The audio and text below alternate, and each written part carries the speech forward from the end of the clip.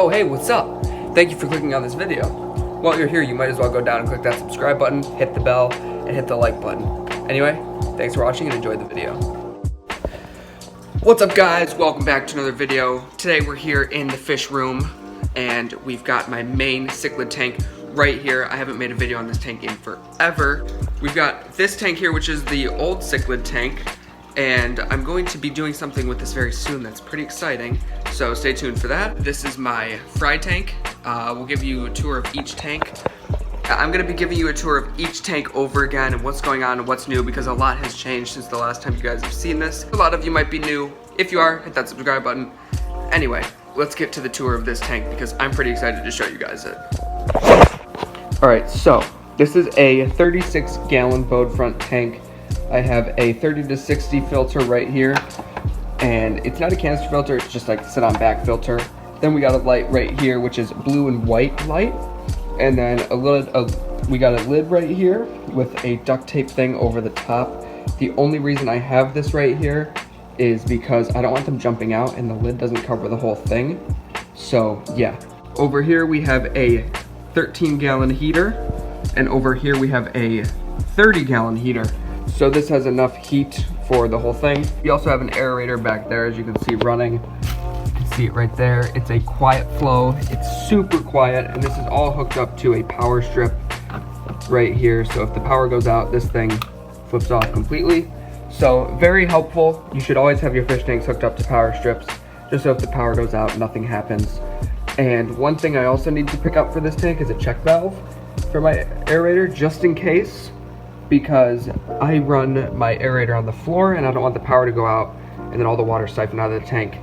That would not be good for the tank or for the house. While we're on that topic, the 10-gallon tank has a check valve. I got one and I forgot to get one for this tank, but you don't need a check valve if you're running your air above the tank. It's not necessary because your water can't siphon out. But if you run your water below, your aerator below the tank, then all your water is going to siphon out if your power goes out. My power goes out all the time, so I need to get that soon. But anyway, let's take a look at the fish. The last video that I made on this tank, these guys were just babies, and now this guy is now the dominant male of the tank. He took over this week.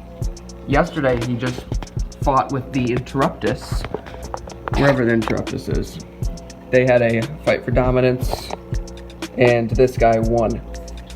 And that's his female right there, as you can see, female Eratus. And then we got the 5 yellow ones still, which unfortunately we have 3 males and 2 females. So that's kind of unfortunate, but you can see 1 male there, 1 male there, and another male right there, and then the 2 females are right here. Those 2 females bred recently, and the one that has already held 4 times, where is it? This one ate them overnight, and I think it's because these guys were fighting. So yeah. Anyway, we got this girl right here that we bought in the last video. She has bred, and we have her babies right now, and I'll show them to you in a second. But that's our female Interruptus right there. And then we got our little baby Crebensis, which is not a baby. It's actually like 3 years old now. It just never really grew. And then here's our guy. This is my favorite fish of the tank, the Interruptus. The male Interruptus, but you can see his tail's all ripped up and stuff. This guy beat him. So we got the dominance resetting in this tank completely. No Pleco. Pleco died. I don't think I made a video on that, but Pleco died. He was like 7 years old or something like that, so probably just old age. But I really need to get another one soon. But I just redid this tank, cleaned it yesterday, so it looks beautiful, as you can see. Let's get a quick look, and it looks beautiful. But yeah, so that's the 37-gallon. Now let's take a look at our 29-gallon that these guys used to be in, and I'll talk about what I'm going to do with it next. Coming over here, we've got the 29-gallon. You can see there's not too much water in it. I really haven't taken care of this thing in a while, because my bass used to be in here after I moved the cichlids, and then I took the bass out and put them in my pond recently. So now this is just sitting here with snails, and I put 3 minnows for fishing in here just because I have nowhere else to put them, so I just plopped them in the tank real quick. So I don't know if you can see them because of all the algae, but there's one right there and one swimming right there, as you can see. So I just got 3 minnows in here. I'm planning on making this a breeding tank for my cichlids because I'm starting to breed them. If you want to buy them, my Instagram link is in the description. You can follow me there, and I'll be keeping you updated on buying my baby fish down there. And I'm sure by the time I get ready to sell them, they'll all be adults and ready to breed and stuff.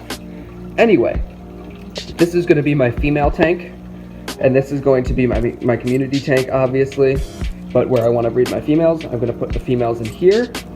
And whenever I want to breed them, just plop a male in there, get them all bred, take the male out, and incubate all the eggs and stuff like that. Or even have the females raise them. But that's going to be my breeding tank. I think it'll work out pretty well.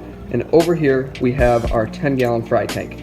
Whenever they breed in there, I'm going to incubate the eggs and put the fry into this tank. So it's running on a sponge filter, very good for fry. We got the food right here, Tetramin tropical flakes. All I do is crush these up to the extreme, and then the babies like to eat them. There's the babies back there too. That's basically all the tanks. But then you're probably like, what the heck is this thing doing here? I'm gonna figure out something to do with that, don't worry. Might make like a guppy tank, like a breeder tank for the guppies, and breed a bunch of guppies, or mollies even. So stay tuned for that, because that would be awesome to have another tank to breed more fish in. And I'd probably be selling those too. So follow my Instagram right here, jaggerp.yt. But anyway, those are my 3 fish tanks. This actually went way quicker than expected. But yeah, that's it for Area Fishy-1. I don't know if you guys like that. It's kind of dumb, but you know, Area 51 is kind of trending right now. So this is just going to be called Area Fishy-1 until that meme dies, and then we'll name it something else. Anyway, thank you guys for watching. I hope you enjoyed. If you have any more questions about my fish, you can DM me on Instagram or leave a comment down below. Anyway, thanks for watching. Hope you enjoyed, and I'll see you in the next one. Peace.